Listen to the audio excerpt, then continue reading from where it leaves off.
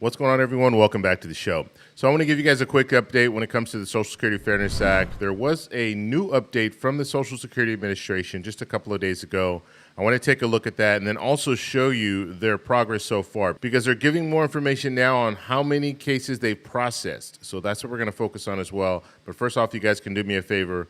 Please like the video. If you're watching this content and you want to see more content like this, please consider subscribing to the channel.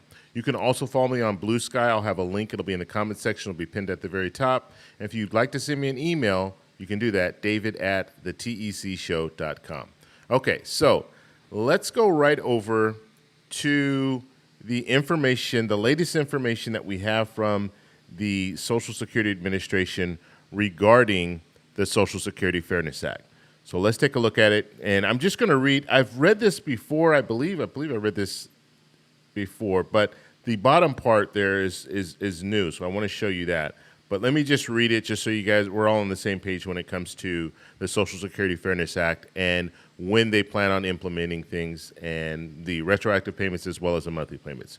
Okay, so it says, starting February 25th, 2025, SSA is beginning to pay retroactive benefits and will increase monthly benefit payments to people whose benefits have been affected by WEP and GPO.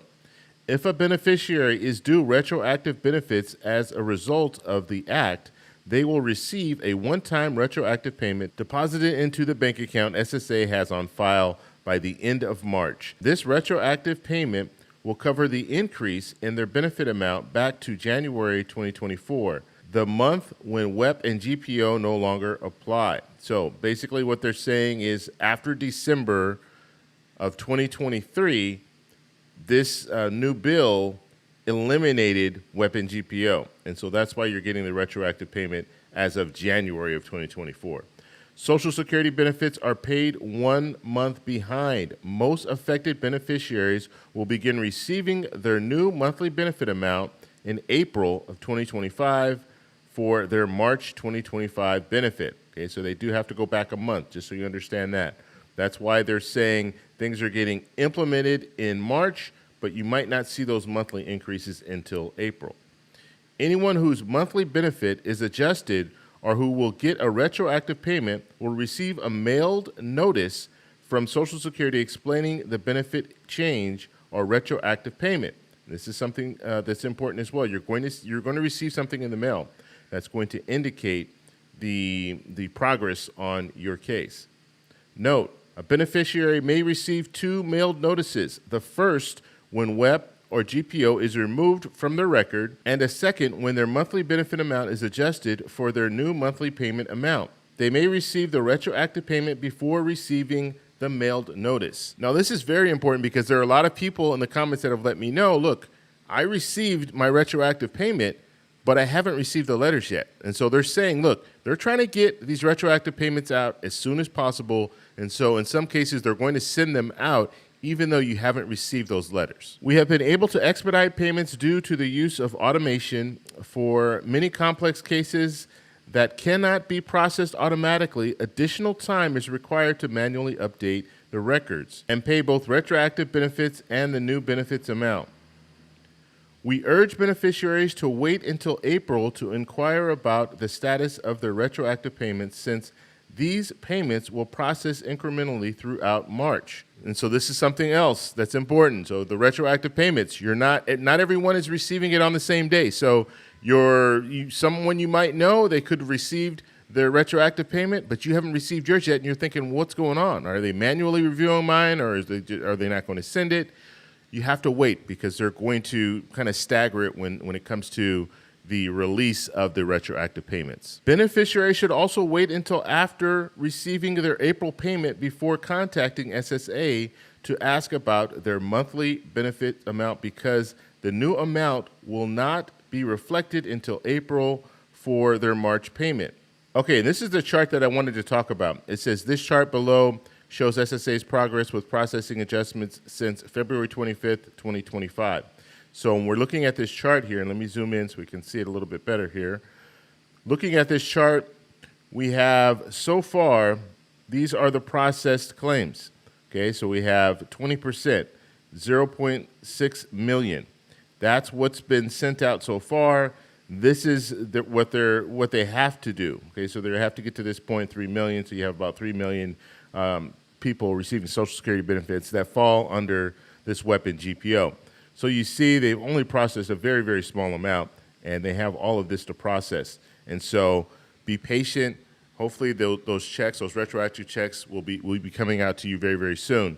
And as they stated, when it comes down to it, and I know this because, like I said, I have people that are sending me emails that are saying, look, one, they didn't receive the letter. They received their retroactive payment, but they haven't received the letter. And then two, they're telling me, look, I haven't received anything, but my friends have received something, or my family has received something. So what's going on? And so this is going to take a little bit of time in March, but the good news is the checks are going out. And so that's something that everyone's been waiting for, and we at least know that the process is working. They're actually getting these checks out to the American people. Okay, and one more thing I want to talk about, and I talked about this briefly yesterday, but I want to go over it and show you because I did have some people ask me in the comments about the tax exposure when it comes to receiving these benefit increases. Now, some of you guys are already paying taxes. So some of you are receiving Social Security benefits. You have you have a 401k, and you have some other stuff that are involved. So you're already paying taxes.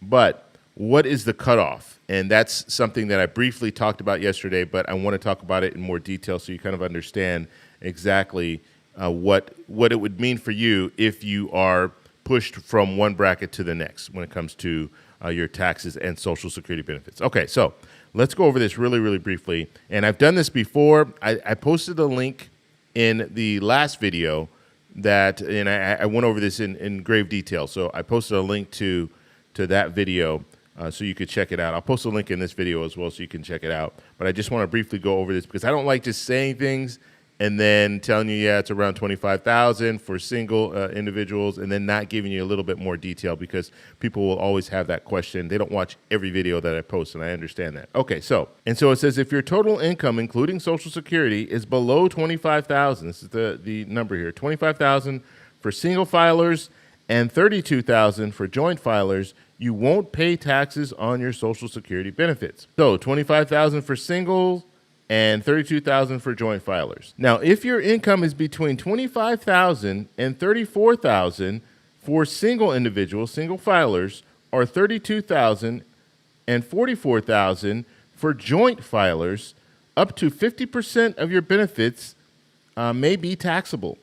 Okay, so they're exposed to, you have tax exposure when it comes to that. And basically, they're not taxing you 50% of your Social Security benefits. They're just saying that 50% of your Social Security benefits are taxable, okay? Now, if your income exceeds $34,000 for single filers or $44,000 for joint filers, up to 85% of your benefits may be taxable. And so just to go over this one more time, $34,000 for single, $44,000 for joint. That's that 85% of your Social Security benefits that are eligible for taxation. So I just wanted to go over that really briefly. I know sometimes I say things fast, and if I don't show you guys illustrations, I like to see illustrations myself. It just helps me understand things better.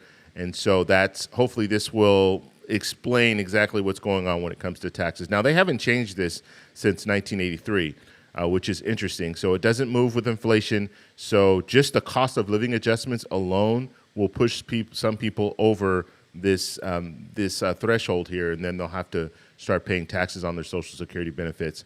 But we do have, at least they're talking, President Trump wants to eliminate taxes on people receiving Social Security benefits. So if that is the case, then we won't even have to use this anymore because it will go away, and people will receive more in their checks as a result of the elimination of taxes on Social Security benefits. It's not going to impact everyone, but it will impact some. So we'll just have to see. We're waiting on this reconciliation bill, and we'll probably hear more information about that next week. If you guys have any questions, let me know in the comments below. If you like this video, please give me a thumbs up. Please subscribe for more, and I'll talk to you in the next one. Bye.